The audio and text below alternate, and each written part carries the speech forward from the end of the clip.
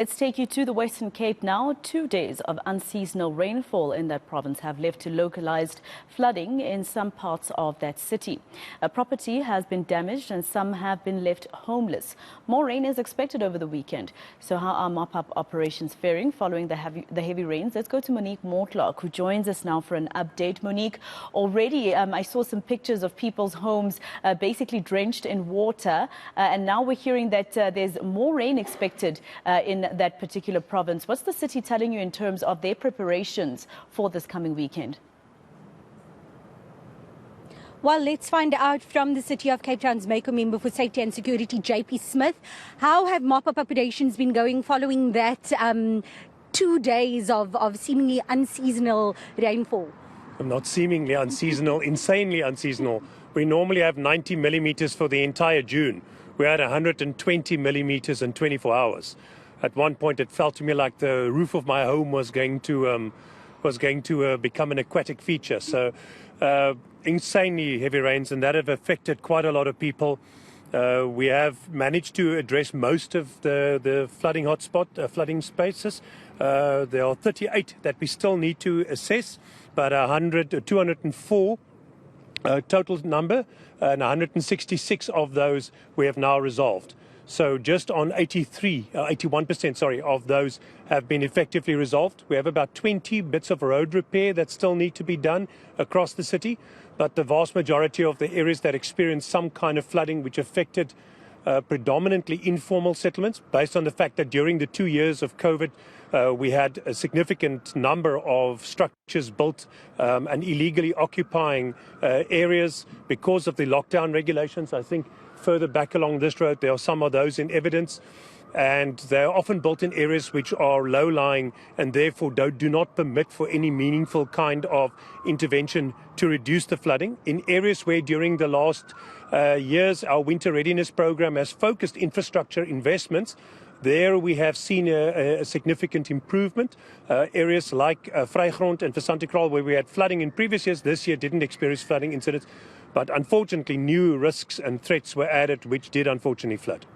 Now, a little earlier, we were in Langa, and this is an area that the mayor also visited earlier this week.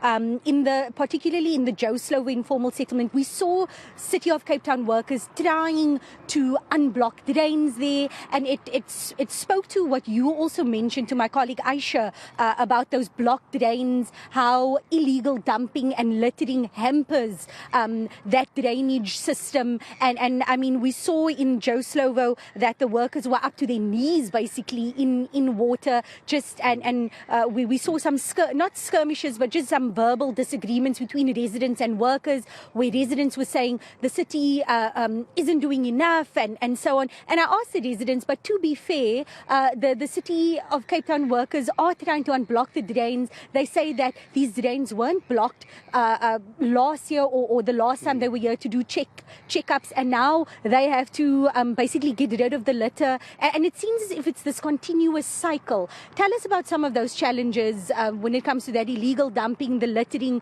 residents complaining, residents in informal settlements like this one complaining that, but we have nowhere else to throw our litter.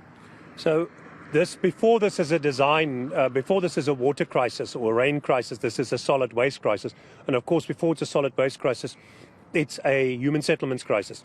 Your crisis here exists from the fact that it is almost impossible to effectively manage an informal settlement to the standard that is reasonable for human habitation. You are going to have constant problems of one way or another. The fact that people have built without some kind of planning approval or any consent from the local authority and have cluttered up access routes means you can't meaningfully get service vehicles in. And even when you do, and this is unfortunately also true of Langa, I am deployed there, it's an area I know well, the workers suffer an unreasonable degree of attack and personal risk, which makes service delivery a little bit harder. So what happens there, and that the place where the mayor was is Mshumpela Road, I know it well.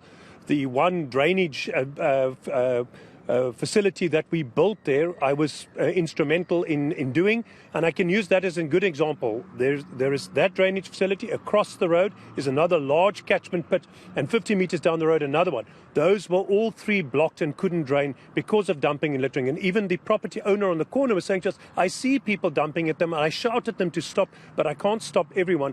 So that does massively aggravate the thing. And when the vacuum pump comes in and removes those contents, you will immediately see the nature of the blockage, because you have pieces of animal skin, animal remains, you have nappies, tampons and other items which unfortunately absorb water and then become really problematic blockages. Sorry, just quickly before we run out of time, some rains are expected to fall tonight and tomorrow and later in the week, although it's not likely to be as bad as what we saw earlier in this week. Is the infrastructure capable of handling what's to come? Under normal circumstances, yes. As I can take that particular roadway, we built that infrastructure about 7 years ago. It hasn't meaningfully flooded in that time. This is the first time we've had a flood. But 120 millimeters in 24 hours is going to overwhelm any stormwater system. So we definitely had a flood event. I don't think we can call it a disaster, and it's certainly not of the scope of what the poor residents of KZN suffered. But the forecast rain over the next few days are very minor and mild compared to what Cape Townians were put through a week ago. We want the rain. We really want the rain, but just to fall a little bit slower, not quite as intensely as that did. And for the residents who are still struggling, please be patient with us. We are really working as fast as we can. We've got over 100 teams out there now actively working to clear sites and stuff that are still flooded. And by flooding, I mean sometimes a little bit of water, but in other times up to waist deep. Thank you very much. That was JP Smith, the City of Cape Town's MACO member for safety and security. And we will be finding out just exactly what is expected over the next coming days from the South African Weather Service a little later.